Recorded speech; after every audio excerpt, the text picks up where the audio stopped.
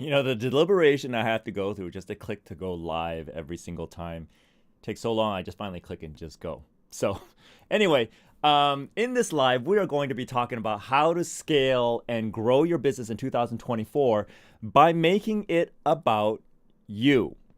Okay, and now the reason why I want to do this live because I've recently begun going over all our past successes with our clients. And in case you don't know who I am, my name is Wei, CEO and co-founder of Limitless Leader and creator of the Scale Up and Out program. Now, what we've been able to do, and this is the relevancy of this video, this live, is that it goes a little bit against conventional thought. And why I wanted to make this video is because of this trend that we've seen over the years, helping our clients scale up and out of their business without sacrificing revenue and growth by going against conventional thought of creating turnkey or cookie cutter or building a business by someone else's standards, ignoring the fact that every human being is unique, every human being leads in a unique way, and every entrepreneurs in their own unique way. And how we've been able to do it is inadvertently we figured out that if we build a business structure around the unique nature of our client, it actually makes it easier for them to step out and know exactly what kind of person to put in the place to replace their role versus creating this generic turnkey model that has traditionally been the way that people scale out of their business. But how many times have we heard that when people scale out of the business or it gets acquired, like the people who are left in the business will say something like, it's not the same. It was better before. Or worse yet, whoever acquires the business ends up absorbing it into their own style, and then people lose their jobs, and the original business that was acquired basically fades into memory. Okay. If you are a service-based entrepreneur or any kind of a corporate-based entrepreneur and you don't want that to happen to your business and you want to maintain legacy and longevity of your business, continuing to make impact even after you're gone, then you want to pay attention to how we've been able to do this over and over again for a lot of our clients over the years by using one of the steps in the phase one of our framework. So what I want to do is I want to share exactly how we do that. And to do that, I have to use my fun little, you guys all know, if you guys have been watching, I love going into my iPad whiteboard because then I don't have to use that whiteboard. So I don't even know why that's up, but anyway. All right, so let's go down here. So once again, this is our framework, okay? The area that we're going to be talking about today is this one right here, okay? So we're going to pull that out. And then we're going to talk about what we actually do. So let me just give you an overview of what happens. Usually what happens in the beginning when we're working with our clients, we say, okay, great. Are you the nucleus of your business, or have you structured and built your business in a way that someone else told you to that may not necessarily resonate with you? If that's the case, we need to shift and change that. So what we do is we create a structure of the business where their acquisition strategies, which is sales and marketing and how they acquire new business, the fulfillment, how they take care of their customers, and operation, what keeps the lights on, okay? The style and the way that this business is run needs to be built around the unique way you are as a human being, as a leader, and as an entrepreneur, okay? At a fundamental level, if I was to talk about this, one of the things we identify from the get-go is that what kind of leader are you? Are you a seeing leader? In other words, are you a big picture thinker and you go do the big planning? You can see the ripples of events into the future. If that's your main kind of go-to? Or are you a doing leader? Are you the kind of leader that's kind of like a night king or a night queen, right? That you go out there with the people and you show them how it's done and they get inspired because you're battle proven, right? Or are you more of a critical thinker, problem solver type of leader, okay? It really doesn't matter. There's no great, wrong, or better way.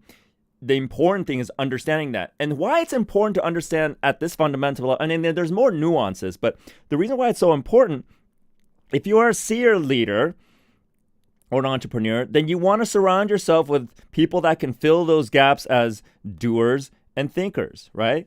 Similarly, if you are a doer, then you want to make sure that you surround yourself with people that can see where you're going as you're doing things in the trenches with the people to show them how it's done. Okay. And again, once again, if you are a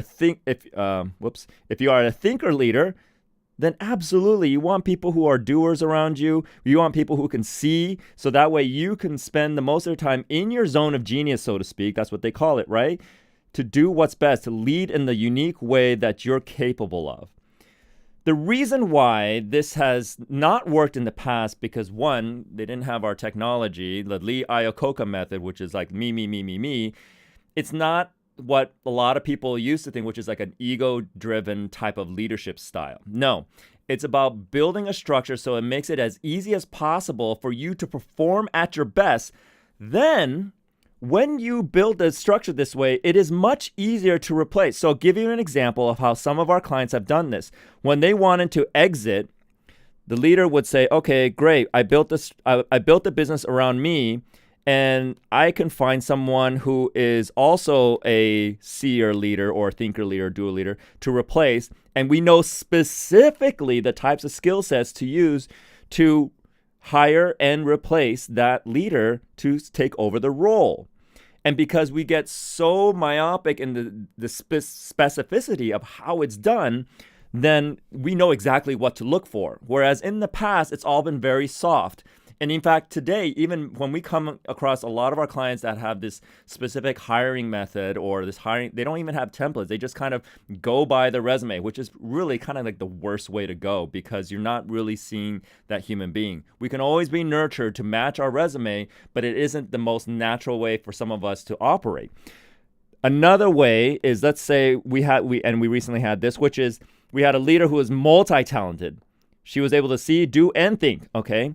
And to kind of help her replace herself, we actually had to hire 3 different roles, which then resulted in creating more jobs, right? Without sacrificing having the company be run differently because it was already growing, it was already successful. This is how this client exited her organization without having to sell it, without having to absorb it and break it apart, okay?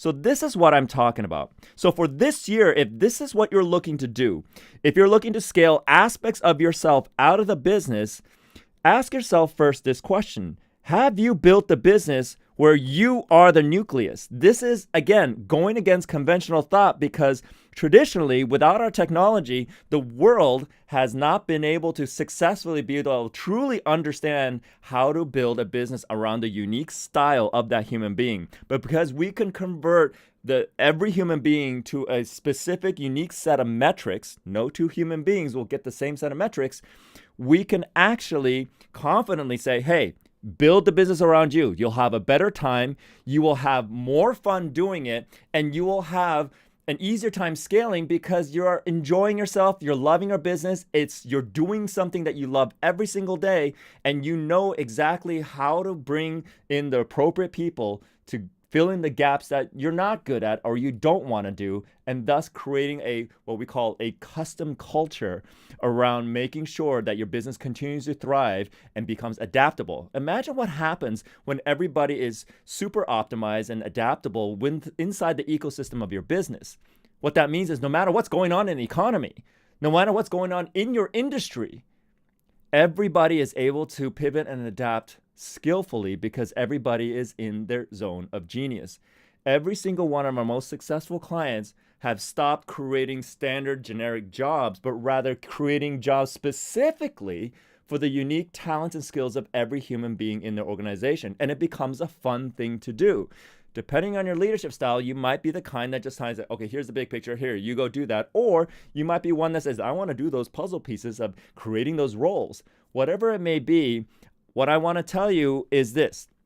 If you want to scale your business this year in a way that is kind of like limitless, okay? I mean, it's never truly limitless, but limited to maybe how much energy you want to put into it, but without having that proverbial glass ceiling getting in the way of your growth, then first and foremost, I challenge you to kind of reevaluate your business to see, is it truly built around you, or did you build it because someone else told you to build it this way, or you read somewhere that business should be built this way?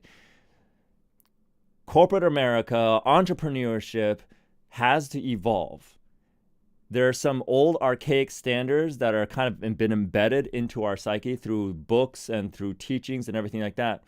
But the shift is coming. The shift is happening. If you're paying attention at all to what's going on in the world out there, even looking at the last video, one of the last videos I did about what Cloudflare did, whatever,